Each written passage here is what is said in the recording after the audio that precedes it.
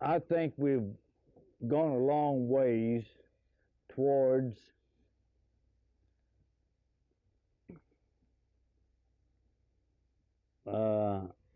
beautiful relationship with the people in Fort Worth. For example, we've had no riots in Fort Worth. We've had no civil disobedience. We've had no demonstrations, no campus rebellions, and I think that we can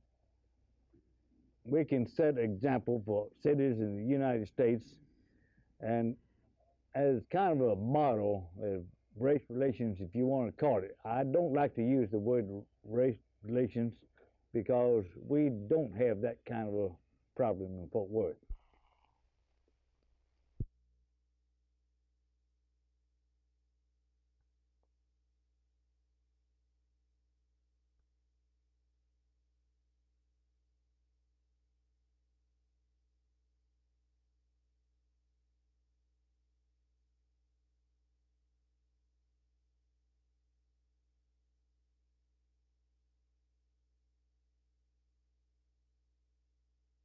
Coordinated, or does each one have its own?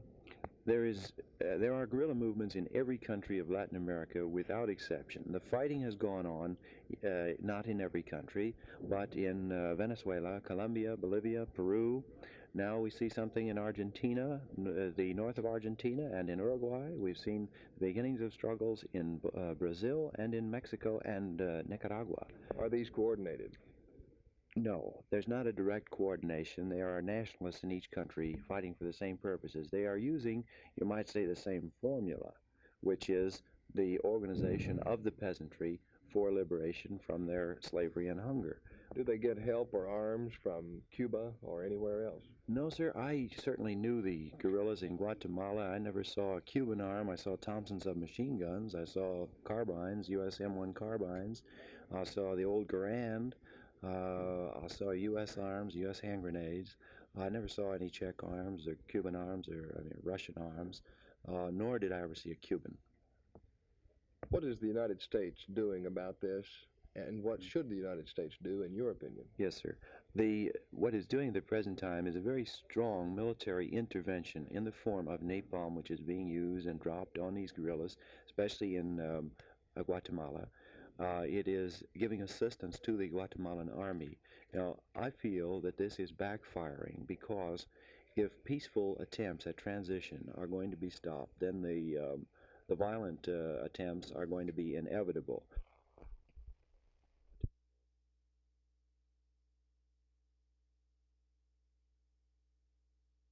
We need to have a policy which will define the rules or the basis upon which we'll decide about the extension or the withdrawal of this program in the future. We plan to continue the program next year, but we're setting up a policy which will determine whether we continue it or not for the future. Forward!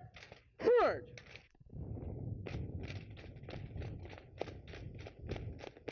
Forward! Forward! Rear! Forward! Hot, ho, 3, 4, hot, ho, 3, 4. Rear! Forward! Hot, ho, ho. The youngsters who are in the program are generally quite enthusiastic about it. They participate because they want to, often coming to school an hour early to drill.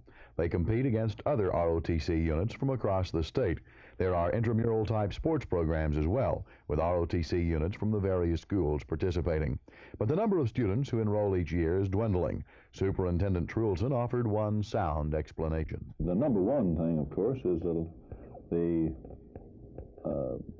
lack of interest, or the minimizing of interest, or the reduction of interest on the part of pupils who elect to take this course.